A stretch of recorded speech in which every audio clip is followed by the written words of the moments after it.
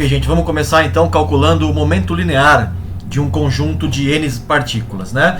Bom, o momento total, que eu vou chamar de Pzão, né, é a soma dos momentos de todas as partículas, né? Ou seja, a soma para todas as partículas das massas vezes as velocidades, né?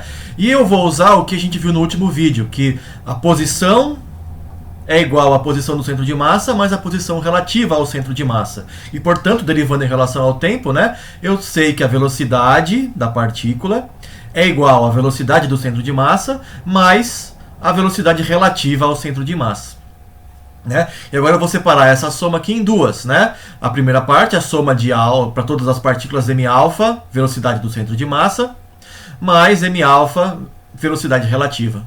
Né? Essa segunda parte aqui eu sei que é zero pelo resultado do último vídeo. A gente acabou de ver.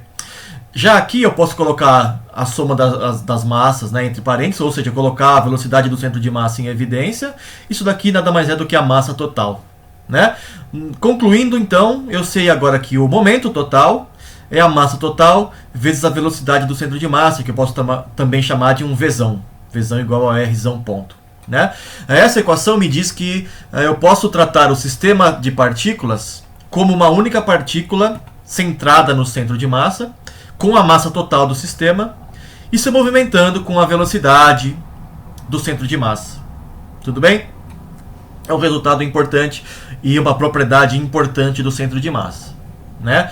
Vamos agora para a segunda lei de Newton. Né? Eu sei que se eu derivar aqui, ó, né, o P em relação ao tempo, eu vou obter a taxa de variação do momento, que é igual a massa, se a massa é constante, né, vezes a derivada da velocidade, que é a aceleração do centro de massa. Tudo bem? Então isso daqui é uma consequência do momento. Né? Eu pego o momento, derivo em relação ao tempo, obtenho que a taxa de variação do momento é igual a massa vezes a aceleração do centro de massa, se a massa for constante. Né? Agora, por outro lado, eu posso partir da definição do momento total, né, que é a soma dos momentos de cada partícula, mα, Rα ponto, né, que é o que eu vou fazer aqui, ó, né, pegar essa equação, que é a definição do momento total, derivar em relação ao tempo. Se cada massa é sempre a mesma, eu obtenho que a taxa de variação do momento total é a soma para todas as partículas das massas vezes as acelerações. Usando a segunda lei de Newton, eu sei que isso aqui é igual à força resultante. Né? Isso só é válido porque eu estou trabalhando com um referencial inercial, né, fixo em algum ponto do espaço. Né? Portanto, vale a segunda lei. Não tem forças de inércia agindo ali. Então, essa daqui é só a soma das forças reais que agem sobre a partícula alfa. Né? Então, eu descubro que se eu somar todas as forças resultantes que agem sobre todas as partículas do sistema, eu obtenho a taxa de variação do momento, né? Que deve ser igual a m vezes a aceleração do centro de massa. Né? Bom, Fα aqui é a força resultante sobre mα. Então, cada partícula do meu sistema vai sentir uma força resultante, eu estou chamando de Fα, e eu somo todas elas para obter a taxa de variação do momento linear. Né? O que eu vou fazer aqui agora é um passo muito importante, que é reduzir essa somatória aqui para menos forças. Vocês vão ver o que eu estou falando daqui a pouco.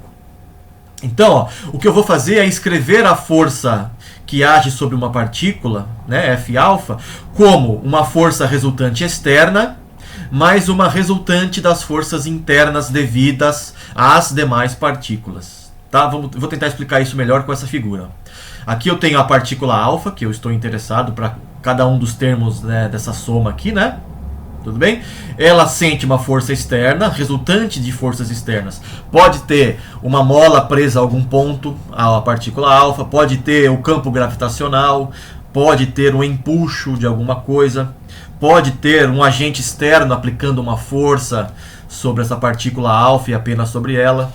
Tudo bem? Então, a resultante de todas essas ações externas ao sistema, né, sobre a partícula alfa, eu estou chamando de Fα externo. Tudo bem? Além disso, eu tenho as forças internas do sistema, que vêm da interação com as demais partículas do sistema. Então, aqui tem um exemplo para uma outra partícula beta, tá? Diferente de alfa, né? Ela tem uma massa m-beta e ela sente uma atração ou repulsão devido as interações entre as partículas. Por exemplo, né, alfa e beta podem estar eletricamente carregadas, então elas são repelidas ou atraídas eletrostaticamente. Pode ser uma atração gravitacional, pode ter uma mola entre elas, pode existir uma haste, né, ligando alfa até beta. Tudo isso é uma maneira de representar as possíveis interações entre as partículas, né? E daí, se eu somo, né, todas as partículas beta e como elas interagem com alfa, eu tenho a resultante das forças internas em alfa, né, devido às demais partículas. Isso aqui é uma notação parecida com a anterior, né? A soma para beta diferente de alfa, né, significa a soma para todas as partículas beta diferentes da alfa que eu estou interessado, né?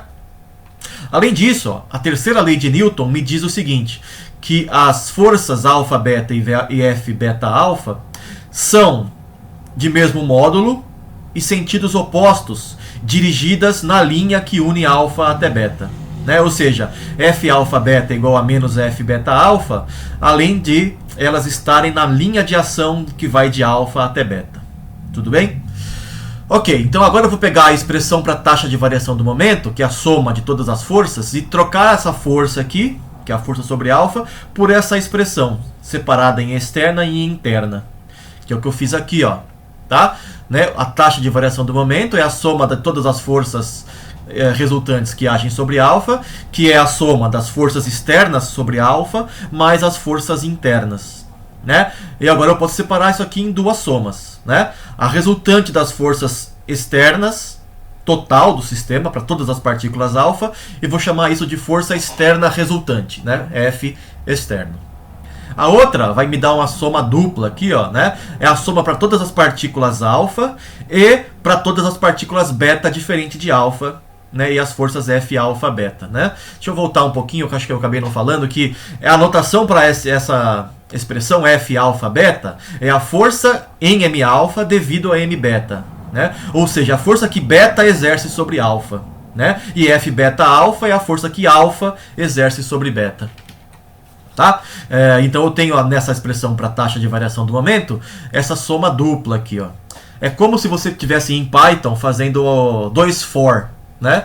For alfa de 1 até n e for beta de 1 até n, só que o beta tem que ser diferente de alfa. Então você põe um if dentro do segundo for para eliminar o caso em que o beta é igual a alfa, né? E aí você soma todas F alfa beta. Eu estou falando que essa soma vale zero. Vamos entender por quê com um exemplo fácil, quando eu tenho só três partículas, né? Partícula 1, 2 e 3. Né? Qual é a soma de todas as forças internas nesse caso? Bom, tem a força 1, 2, né? A força que 2 exerce em 1, e tem também a força que 1 exerce em 2, elas se cancelam, né? Aí eu tenho também a força 1, 3 e a força 3, 1, cancelam também, porque elas têm sinais opostos, né? Mesma direção e sinais opostos. E por fim a F2, 3 tem o mesmo módulo que F3, 2, sentido oposto, elas se cancelam. Portanto, elas vão se cancelando aos pares, né? E, portanto, essa soma aqui é uma soma de um monte de pares que se cancelam. Portanto, no total, ela dá zero, né? E daí eu descubro que a taxa de variação do momento, que é a massa vezes a aceleração do centro de massa, é igual à força resultante externa, né? Ou seja, a soma de todas as forças externas agindo sobre todas as partículas, né? E, novamente, é como se a força resultante externa estivesse aplicada no centro de massa, né, para o cálculo dessa segunda lei de Newton, né? É como se uma partícula de massa mzão, na posição do centro de massa, com a aceleração do centro de massa, sentisse a força externa resultante de todas as forças aplicadas ao sistema original. Tudo bem? Essa então é a segunda lei de Newton para sistemas de partículas, tá? Daqui a pouco a gente volta com a continuação desse assunto. Até mais, valeu!